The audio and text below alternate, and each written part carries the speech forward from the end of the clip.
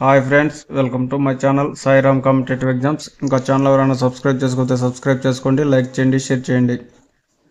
రాజీవ్ యువ వికాసంపై BC corporation స్పష్టత.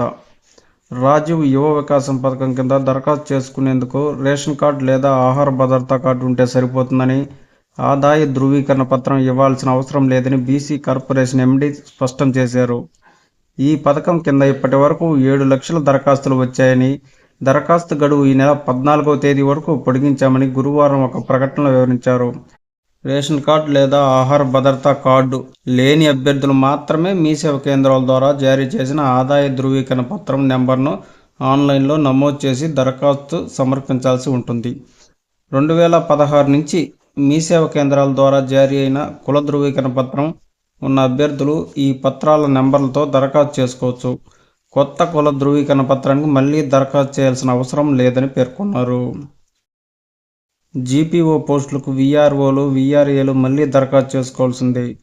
ప్రస్తుత ప్రభుత్వం చేపడుతున్న గ్రామ పరిపాలనాధికారుల పోస్టులకు పూర్వ గ్రామ రెవెన్యూ అధికారులు, గ్రామ రెవెన్యూ సహాయకులు మళ్లీ దరఖాస్తు చేసుకోవాల్సి ఉంటుంది.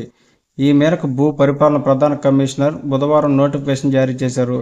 దీని ప్రకారం పూర్వ వీఆర్ఓలు, వీఆర్ఏలు ఈ నెల 16వ తేదీలోపు దరఖాస్తు సమర్పించాలి. పని స్వభావం, ఇతర నియమ నిబంధనలతో పాటు పూర్తి వివరాలకు వెబ్సైట్ను సందర్శించవచ్చు. Okay friends, thank you. All the best. Video నచ్చితే లైక్ చేయండి, షేర్ చేయండి, సబ్స్క్రైబ్ చేయండి.